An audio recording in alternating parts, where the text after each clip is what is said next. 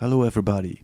For those who didn't see the first part, I'm giving you a 30-second review of part 1. Here it comes. We are going to start with the spherical theory. So, it's simple. We take a ball and we call it Earth. We surround this ball with another ball and we call it the plasma belt. Then we take the sun and we let it shine on the Earth. The Earth is giving a reflection on the plasma belt. And on the plasma belt, we see our own reflection. The reflection is, surprise, the moon. What do you mean the moon is the reflection of Earth? What do you mean? Where are all the rivers and the forests? Yeah, but let's suggest that Earth is 1,000 times bigger than we are told. Then the moon is a reflection of a gigantic big Earth. So, let's move over to the flat Earth. It's simple. We take the flat Earth and we zoom in into the moon. And then we see all those circles, the so-called asteroids impacts.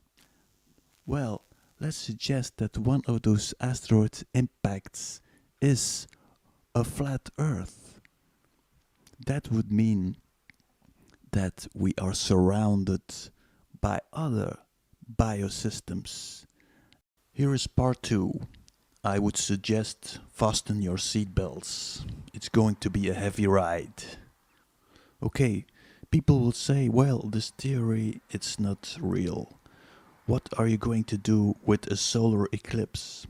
Okay, I will explain solar eclipse to you. Watch this. Before we go any further, I would like to remind you of the theory of Plato, the allegory of the cave. In fact, we think we see something, but we really see shadows of the real world. So, first we take the sun, then we take the earth. We create the plasma belt. On the plasma belt, we see the reflection of the sun. On the plasma belt, we see the reflection of Earth. The reflection of the sun is shining on the Earth. So everybody is thinking that the sun is shining on us, but in reality, it's the reflection of the sun that is shining on us. So, what is a solar eclipse? A solar eclipse is the reflection of the Earth. The so-called moon is blocking the reflection of the sun. If Obama would be standing before the mirror and his mirror image would block the sun behind him, and he thought that the guy in the mirror was someone else, he would say, hey, this guy is taking away my light. Please move aside.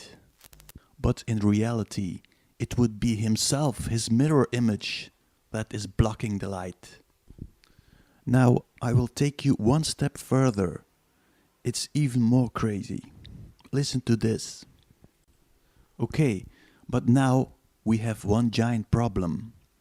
One side of the Earth has been lit by the reflection of the sun, but the other side is dark. How is that possible if the sun is shining there? And then I remembered from our good friends, the Nazis. They had a cult of the Schwarze Sonne, the black sun. So I thought, maybe our sun is black. That was a gigantic idea, and I will explain it to you. Well, the old theory is, you have darkness and the light is shining in the darkness. What if this theory was wrong?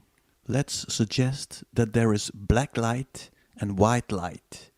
And white light would be the inversion, the reflection of black light. So if you have a black sun shining and it mirrors in the plasma, it could become white light. So white light is the reflection of the black light in the plasma belt. So, when you are standing outside at night, the black light is shining on you. I know, it sounds crazy. But let's assume that water is reflecting black light and is turning it into white light. Plasma is a form of water. So, if the black light is shining at night on the earth, the black light will be reflected by the water on the earth and it will become white light. That white light will reflect on the plasma belt. So if you look in the sky and you see all those white dots, that could be all water worlds on a gigantic globe. So the stars would be a map of the Earth reflected on the plasma belt. So, and what star would be the Earth? Well, it's quite simple. There is only one star that is not moving.